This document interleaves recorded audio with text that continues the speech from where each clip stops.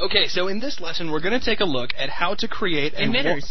Emitters, exactly right. And Joel goes to cut me off again. And so I'm going to get one of Buzz's swords and bring it out here. And if he cuts me off again, I'm going to cut some stuff off as well. Ow. So, beginning again, in this lesson, we're going to take a look at creating a waterfall type effect using a sprite emitter inside of Unreal.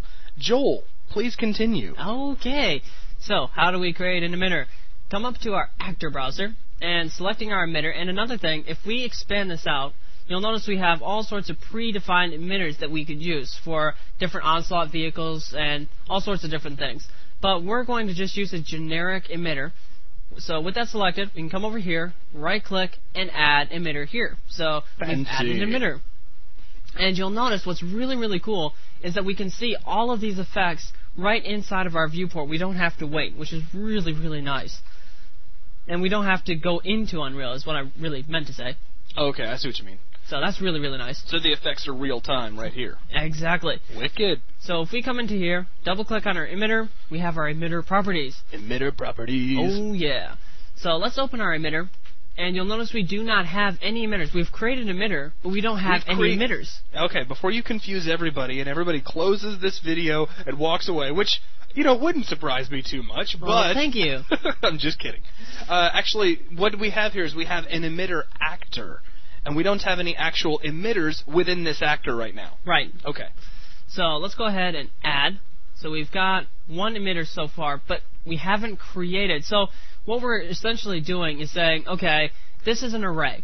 We can have as many emitters as we want. But then inside of this, we get to choose whether we want to create a beam emitter, mesh emitter, spark emitter. Using all that programming terminology. This is an array. Oh, I try not to, but you never know. So, well, just to reiterate, you can think of the emitter actor as a container that holds emitters, which kind of goes back to your array analogy from earlier, because, of course, in programming, an array is a lot like a container that holds several different compartments. Right, and it can hold beam emitters, sprite emitters. It can hold any sort of emitter you want. It doesn't have to be all beam emitters or all sprite emitters. Exactly right. So let's go ahead, and in this case, we want to add a sprite emitter. Ooh. So let's select a sprite emitter and press New. And check this out, we just have a whole bunch of properties that we can set. And if we move our viewport over here, you'll notice that this is there a property for adjusting the lemony lime flavor? Yes, no, there isn't. Okay. I'm sorry. I thought I'd check. Yeah, I know. You always have to check. So what we can do is come into here, since this is a waterfall, we can go into our texture and go into our texture browser. And what we're going to do is go into the right texture. So, if we go into Load... Or the proper texture. The proper texture. That makes you feel better. So, we'll open our emitter textures.utx file, or package, and let's just select all of them. And if we go all the way down here, looking, we have a texture waterfall 3. Wow. Now, one thing you need to notice is that there's 4 different sprites inside of this one sprite. Now, I guess a good thing to say right now is, what is a sprite? A sprite is a 2... It's not a soft drink. It's definitely not a soft drink. What it is a 2D plane that holds some sort of image, a texture. So a sprite is what's going to be emitted in this case because it's a sprite emitter. I gotcha. So since there's 4, we're going to have to set up a few extra properties. So with this selected, we'll exit our texture browser. Oh, and just to push it to the next level, a sprite is going to be a 2D plane that always faces the camera. Hey. How fancy is that? Isn't that super fancy? Yes. You like that? I do like it. All right. And of course, we can come into our sprite properties, just so you know, and use direction as. We can set different types of, which do determine whether the sprite is facing the camera or not. And by default, it is always facing the camera. Okay, cool. So coming down to texture here, let's just press Use because we have it selected. And now, look at that. It's emitting this 4 sprites all at once. That's pretty ugly, dude. Very, very ugly. So what we want to do is make sure that it cycles between these 4, not just use them as one single sprite.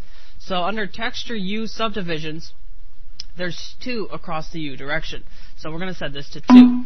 Under V Subdivisions, we're going to set this to 2 as well. And now if we come in here, hey, look at that. It's cycling between those 4. So we get an animated sprite, which is really nice. So we had one texture that was divided up into 4. Right. 2 by 2. So now all we're doing is telling each one of our sprites to sample from different areas of that 2 by 2 grid. That's exactly it. Awesome. So now we get something really cool, but the size is way too big. Yeah, that's a little scary. Yeah, it's very scary. So if we come down to the size tab here, so start size range. So no matter what anybody tells you, size does matter. Yes, it does. So if we come down to start size range, right now it is set to uniform size because this is a sprite. So all we need to do is come down to X and change one axis. That's all we need to change. Okay. So under here, we can kind of just tweak around a little bit. We can set this to maybe, I don't know, maybe 15. And we can start with 15 and see what it looks like. That paper you're reading off of doesn't know either. No, of course it doesn't.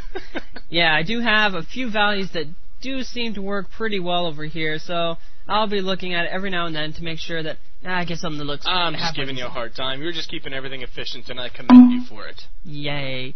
So right now, what it's doing is you'll notice that inside of the emitters, all these different properties here, you'll often get a min and a max. What this allows us to do is have a range of different values, so that it's not the same every time. If you want something natural, if you look at inside of nature, things aren't always the same. It's a good place to find natural things is inside of nature. Very, very funny, Zach. All right, I'm sorry. I'll quit picking on Joel. I give Joel a bit of a harder time than he probably deserves, but he just takes it so well. I probably do deserve it on some low level. Maybe. All right, go ahead, Bingo. All right, so let's come down up to if we come up to location right now, we need to set where it's going to be emitting from. Okay. Now, there's a few things. If we come down to location, say start location range, we could set a box shape, because right now start location shape is set to PTLS_box. All right. So it's going to be emitting from a box area. In this case, it seems more logical to be emitting from a spherical area. Well, that makes sense, because we got this cylindrical shape at the end of our pipe. That's right. So if we come up to sphere radius range, we could set this to something like 5, and now if you look, well, it's not seeing a whole lot of difference, and here's the reason why. Under start location shape, instead of PTLS box, we need to change this to PTLS sphere. Ah. So now if you come in here, it is emitting from a 5 radius. And maybe we need to bump this up to 15. Oh, look at you go. So now it's emitting from this entire spherical area. So it's really starting to look like it's emitting within the end of that pipe. That's right. However, we don't really have a whole lot of particles here. Right. So let's come up to general, and let's bump this up to maybe 200. That's the max particle setting you just changed? Exactly. We have the max particles, and now I've set it to 200, so it can emit a maximum of 200 particles. Okay, very cool. And another thing we need to change. I know I'm jumping back and forth here, but you'll find yourself doing this when you start working with emitters. It's just absolutely. The way it works. I mean, any particle system, really, in any application, you'll find yourself jumping around to different parameters. Right, it's a playing thing. Right. So if we come back down to velocity, well, we need him to be shooting out, just like we had in the intro lesson when you saw it. So, yeah, that was pretty cool. Much better than what we've got here, where it just kind of looks like a foaming pipe. It looks kind of like milk. I've never seen a pipe foam milk at the end before, but hey. Hey, you never know. This is Unreal. It can be Unreal. So under Y, start velocity range. Now we want it to start shooting out. So we can set this to maybe, I don't know, 200 and 100 for a minimum, so it's a range between 100 and 200. Oh, look at you go. So firing little globs across the room. Looks really horrible. So what we can do is come back up, and now what we need to do is add some gravity to this guy. Cool. So if we come up to the acceleration tab, under acceleration, this is a Z-up world, so we want to come down to Z and add a little bit of, well, negative, I don't know, 50,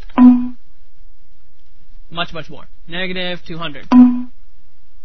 Oh, check it out. So now it's starting to shoot out and actually fall to the ground, which looks, well, kind of cool, but, you know, maybe we need to adjust this a little bit, because right now, frankly, it looks pretty crappy. Yeah, it's kind of like cottage cheese being fired out of the end of a giant pipe, which is actually one of the probably more disgusting things I've thought of in a while. Yeah, that's horrible. So let's switch this maybe to a little bit more, something like negative 300. I'm liking the way that's looking.